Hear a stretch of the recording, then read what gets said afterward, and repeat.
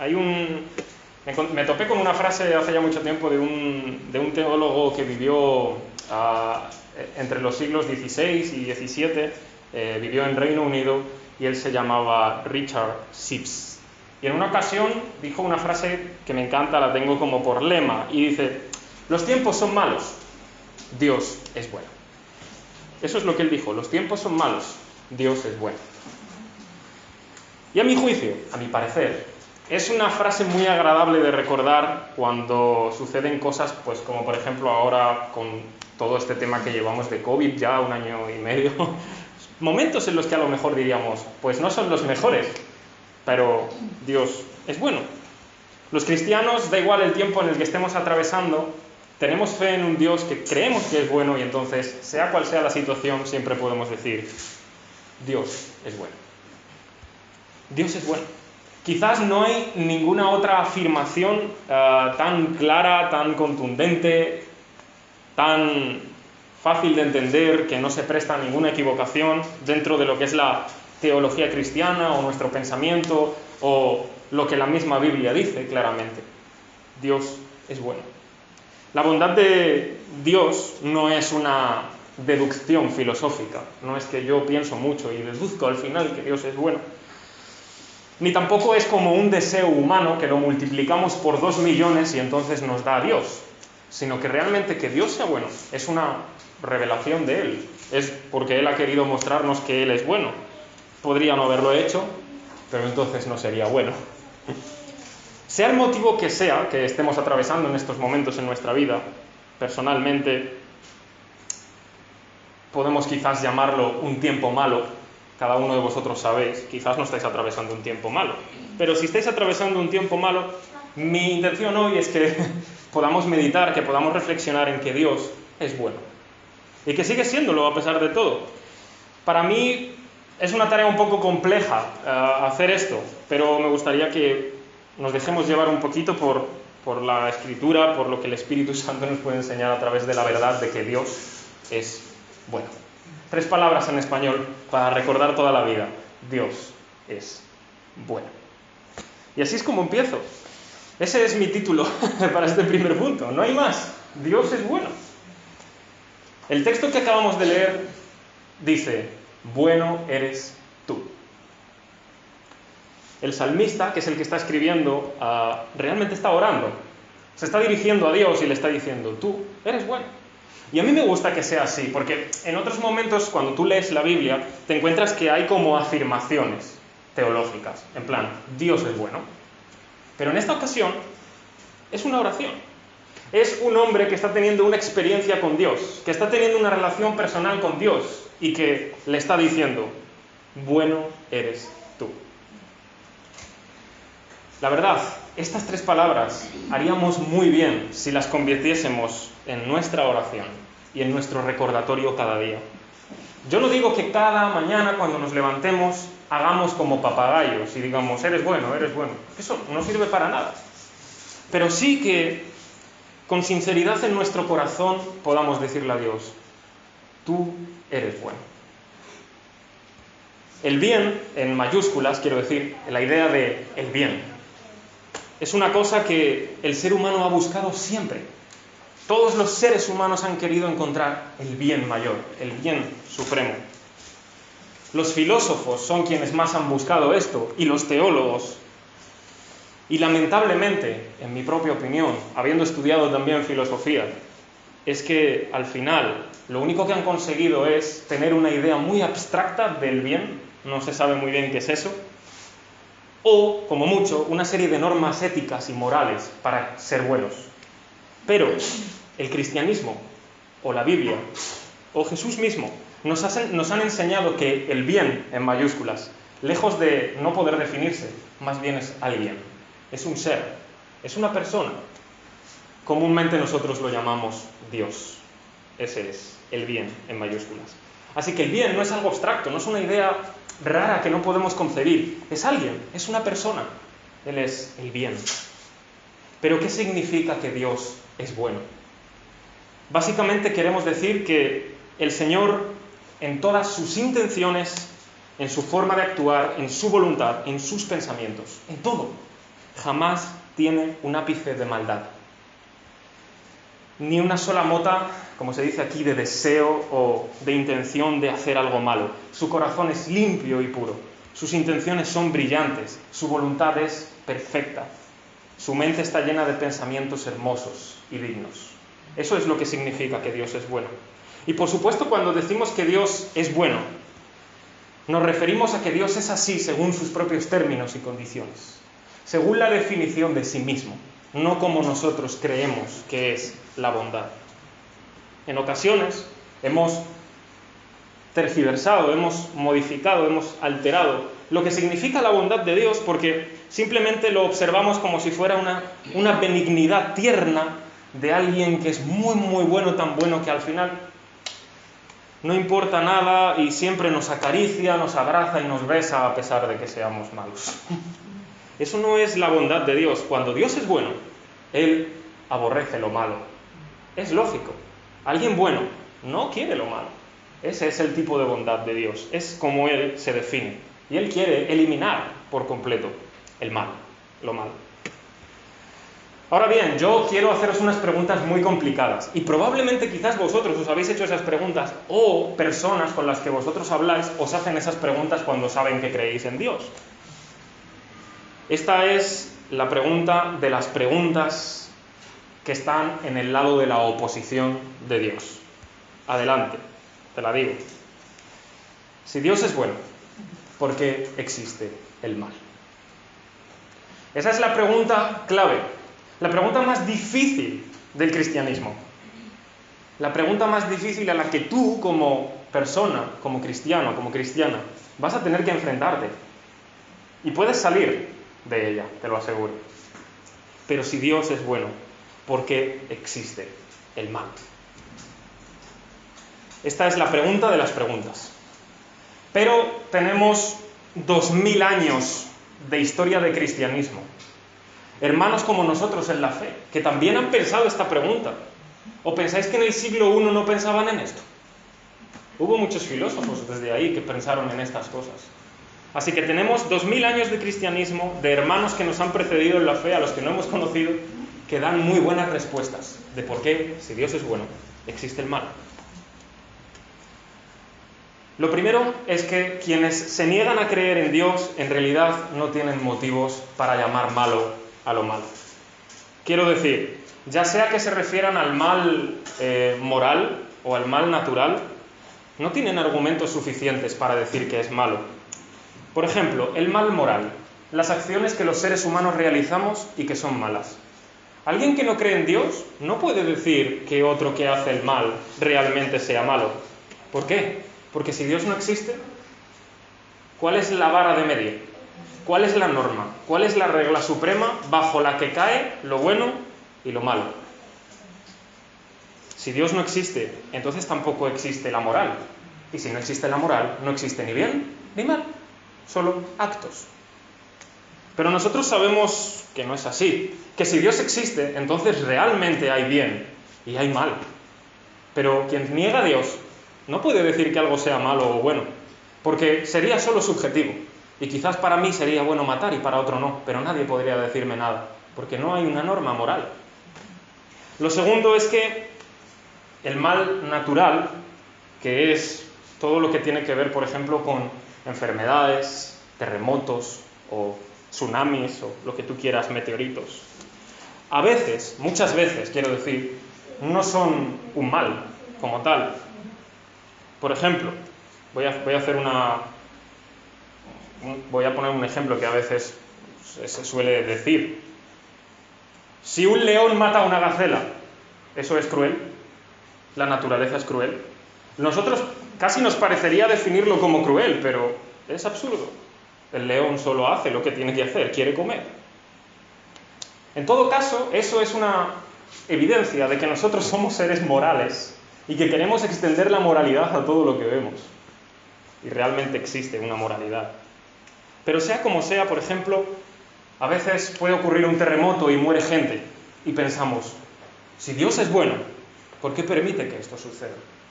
Pero estudias un poco sobre la Tierra o sobre geología, o sobre demás. Y te das cuenta que la Tierra tiene placas que se llaman placas tectónicas, y esas placas tectónicas se mueven. Y resulta que esas placas, cuando se mueven, generan una vibración en la Tierra que produce terremotos. Y muchas veces, ese terremoto lo que hace, al moverse la Tierra, libera, por ejemplo, carbono, hay un ciclo del carbono, o por ejemplo salen nuevas rocas que emergen desde la profundidad a la superficie y con el ambiente se liberan minerales, por ejemplo. Hay una cantidad de cosas que a veces suceden con esos procesos naturales que si nos diéramos cuenta de que en realidad son más buenos que malos, quizás lo dejaríamos de llamar mal. Claro, evidentemente quizás allí había una población que ni siquiera sabía que había una placa tectónica y sufrió las consecuencias de un proceso natural. Pero eso lo convierte en malo. Dios es malo porque creó la tierra de tal manera que las placas se mueven y hace bien a la tierra. A veces llamamos mal a lo que realmente no es mal. Y lo tercero que quiero decir es que ya sea con el mal moral, es decir, el de las acciones de las personas, como el mal natural, como hablamos de meteoritos o enfermedades y todo eso, tenemos que tener en cuenta una realidad que a veces se nos escapa por completo y nunca pensamos en ella. Si Dios es bueno, entonces Él tiene razones moralmente buenas y moralmente suficientes para permitir el mal, aunque no sepamos por qué. A veces es lo mejor, pero nosotros no podemos comprender qué es lo mejor. Lo que quiero decir es que si Dios es bueno, tiene razones buenas para permitir ciertas cosas. No porque Él las anhele o las desee o las ame, pero dentro del mundo en que vivimos, a veces Él tiene suficientes razones. A veces no las conocemos, quizás nunca las conozcamos, quizás no sean agradables, quizás simplemente el día que estemos viendo cara a cara a Dios, sepamos algo. Pero Dios a veces tiene razones suficientes y buenas para permitir el mal. Una de estas razones por las que Dios quizás permite el mal es una que sostiene un cristiano de este siglo, quizás algunos lo conozcáis, es estadounidense, se llama William Lane Craig, y él piensa que una de las razones por las que Dios permite que el mal exista de alguna manera, aunque Él lo vaya a eliminar, es que de esa manera, cuando suceden, por ejemplo, ciertas cosas malas, es una forma en la que Él libremente puede atraer a personas hacia sí mismo para que crean en Él. Y esto parece una tontería, pero ¿os habéis dado cuenta de que cuando ocurre algo malo, la gente piensa en Dios? La gran mayoría de veces. Entonces, quizás Dios tiene esta razón y muchas otras para permitir el mal. Porque si nunca hubiera nada malo, probablemente seguiríamos a nuestra vida haciendo lo que deseamos y queremos. Pero cuando sucede algo malo, entonces la vida empieza a tener como un poco menos de sentido. Y queremos saber qué pasa. ¿Y si Dios realmente existe? ¿Y si Dios puede? Entonces quizás sea una buena razón. Mira, un escritor del siglo pasado, es muy conocido porque fue quien escribió las crónicas de Narnia, Clive Lewis, se conoce más como C.S. Lewis, pero su nombre es Clive. En una ocasión dijo lo siguiente, lo leo, dice: Dios susurra y habla a la conciencia a través del placer, pero le grita mediante el dolor. Es su megáfono para despertar a un mundo sordo. El dolor como megáfono de Dios es, sin la menor duda, un instrumento terrible.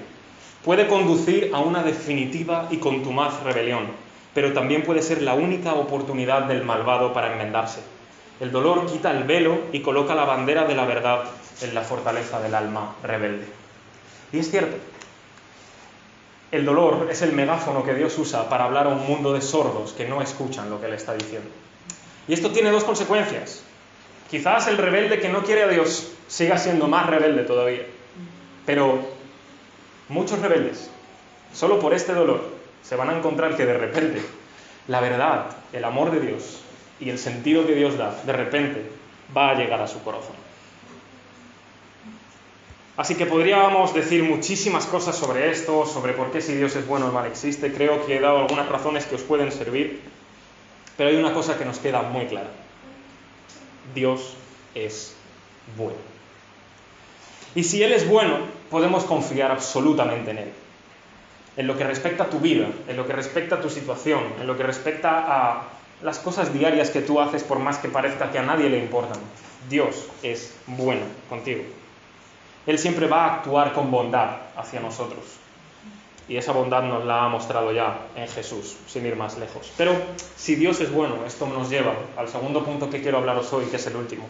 Y es que, como digo, si Dios es bueno, entonces Dios hace el bien también. Y esa es la segunda parte del versículo. Hemos dicho, bueno eres tú, pero ahora dice, y bienhechor. En la otra versión decía, eres bueno y haces el bien. Eso es lo que significa bienhechor. ¿Sabes? Me gusta la palabra bienhechor, porque me parece que en una sola palabra dice tantas cosas. Lo hemos visto en otras versiones, dice haces el bien o haces únicamente el bien, que es su explicación, en definitiva. Pero me gusta lo que dice bienhechor. Os animo a que tengáis un concepto de Dios como bueno, como un ser bueno, como un lema, como un recordatorio en vuestra vida.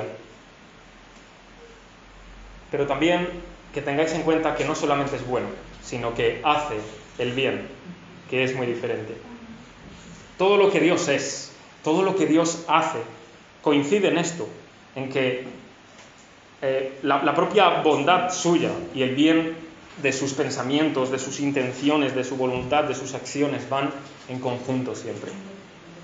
No solo es un ser bueno, separado de todo, Él actúa con bondad hacia todo. Este texto, este versículo, el que estamos leyendo hoy, Salmo 119, 68, bueno eres tú y bienhechor, fue predicado en el siglo XIX por uno de mis predicadores favoritos, George Mueller, y lo más interesante es que él, cuando predicó sobre este texto, fue después de que su mujer se murió. Su mujer murió y al domingo siguiente llega a la congregación y les predica que Dios es bueno y que hace el bien. Eso es ser muy maduro. Eso es ser consciente, eso es tener una verdadera relación con Dios. No echarle la culpa a Dios. Dios, tú mataste a mi mujer, o tú le quitaste la vida, permitiste que muriera. No, él dijo, Dios es bueno y ha hecho el bien durante todo el tiempo que su mujer estuvo con él. Él había experimentado que Dios es bueno y que hace el bien. Y ni siquiera la muerte le pudo hacer cambiar de opinión. Dios es bueno y hace el bien. Una vez más, podríamos decir muchísimas cosas en contra de esto. Sí, muy bien, Dios hace el bien, pero no es mi experiencia del mundo. Todo lo que veo alrededor es malo. Si Dios solo hace el bien, ¿por qué no hace algo para contrarrestar el mal? Si Dios solamente hace el bien, ¿por qué no hace más cosas buenas de las cosas malas que hacen los seres humanos y, por lo tanto, que haya más bien que mal, o que solo haya bien? Las mismas respuestas que os he dado antes pueden servirnos aquí, pero yo lo que quiero destacar en esta ocasión es algo que la Biblia nos enseña. Mira, los 3 primeros capítulos de la Biblia nos hablan de que Dios hizo todas las cosas buenas. Que las hizo bien, que las hizo con bondad. No solo la naturaleza, no solo los animales, sino a nosotros nos hizo bien, nos hizo buenos. Eso es una característica de la bondad de Dios, que nos haya hecho bien, que haya hecho todo bien. Pero no solamente eso, Dios nos hizo libres. Esa es una característica de la bondad de Dios, que nos hiciera libres. Podría habernos hecho simplemente como animales, y ya está. O podría habernos hecho como esclavos, y ya está. Él nos hizo libres. Y claro, si somos libres, nosotros podemos amar y obedecer a Dios libremente, ¿o no? Es decir, existe la otra parte. Y eso es un poco lo que sucedió en los primeros capítulos del Génesis. Dios le dijo al ser humano, puedes hacer todo esto, excepto esto. El ser humano era libre para escoger. Podía hacer todo lo que estaba permitido, excepto una cosa. Y si lo hacían, morirían. Mira, si somos honestos, desde que el ser humano desobedeció a Dios, porque le desobedeció y le dio la espalda, Dios tenía absolutamente todo el derecho, o sea, 100% de derecho, y Él lo habría hecho bien si lo hubiera hecho así. O sea, es decir, no sería ni malo ni cruel. Como digo, Él tenía todo el derecho de habernos eliminado por completo. Es decir, que Adán o Eva pecasen y que de repente Dios dijera, bueno, pues se acabó, ya no hay más seres humanos. Si él hubiera hecho eso, seguiría siendo bueno y todo el problema estaría resuelto. Lo curioso de todo es que Dios no lo hizo. Dios no nos eliminó. Dios no se deshizo de nosotros. Más bien, le dio una promesa a Adán y Eva. Una promesa que se cumple en Jesús. La promesa era, concretamente a Eva, le dijo: Eva, de tu descendencia nacerá uno, ¿no?, que aplastará a la serpiente. Es decir, a Satanás, al diablo, que fue quien les engañó. Y absolutamente nadie después de que nació por parte de Eva cumplió jamás con esto. Hasta que de repente llegamos al Nuevo Testamento y nos encontramos a Jesús.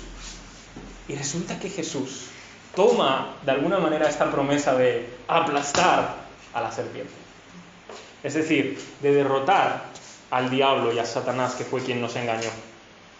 Y fue lo que hizo en la cruz: salvar de nuestros pecados y de la desobediencia a Dios y del engaño del diablo.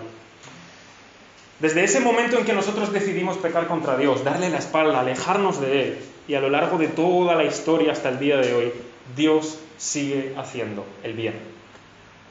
Sigue haciéndolo.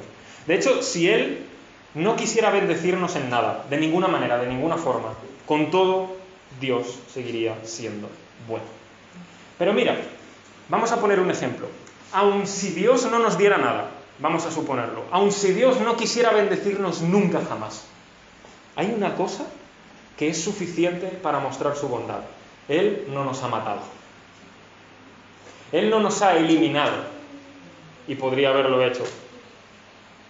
El simple hecho de nacer, el simple hecho de estar vivos, es un acto de la bondad de Dios.